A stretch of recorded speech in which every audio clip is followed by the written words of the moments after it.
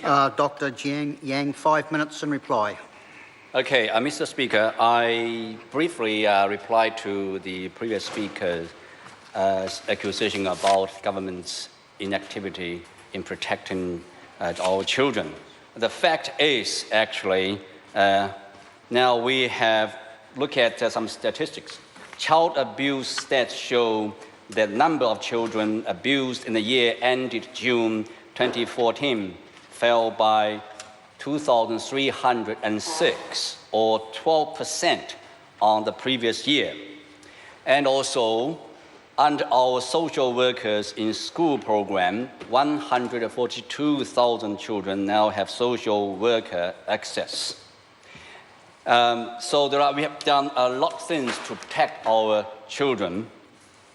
And also we have established 4 children's teams around the country to work with vulnerable children and their families. And we have Children's Action Plan, more than 30 initiatives to tackle the complex issues that lead to children being vulnerable.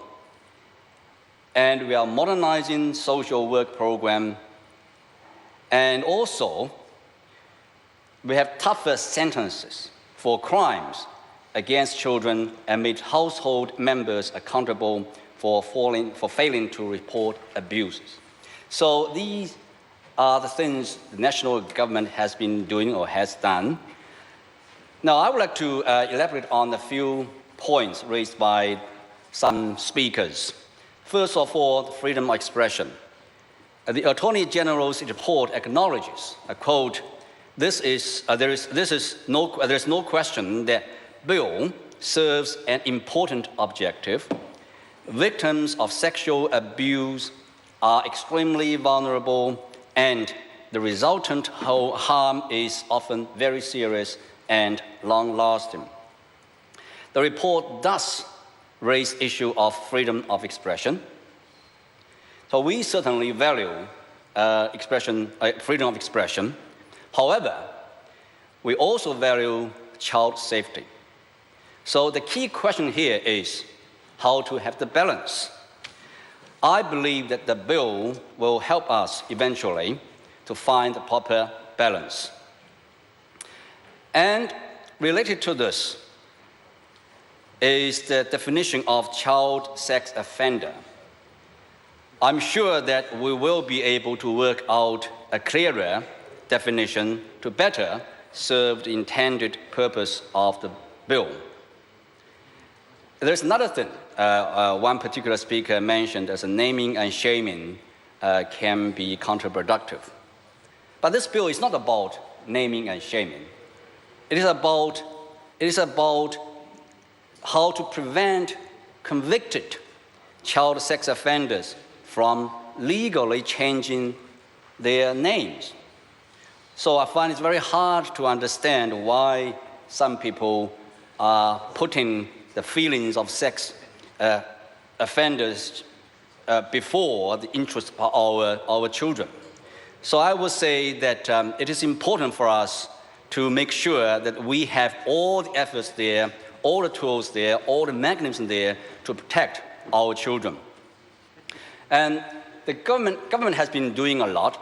The Members' Bill can simply strengthen some part of the overall system or mechanism. So this bill is intended basically to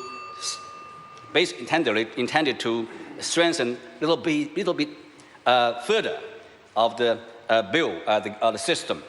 Now, I hope that all parties will support the bill to the Select Committee and protect our young people from sex offenders.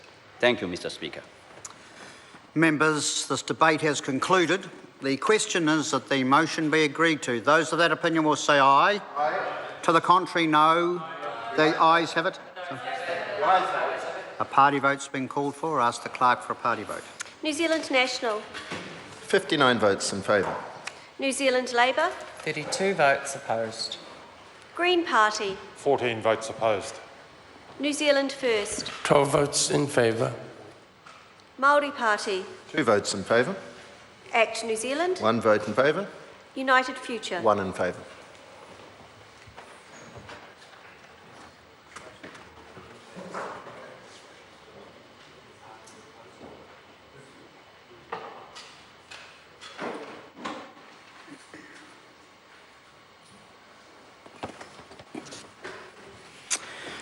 Members, the ayes are 75, the noes are 46. The motion is agreed to.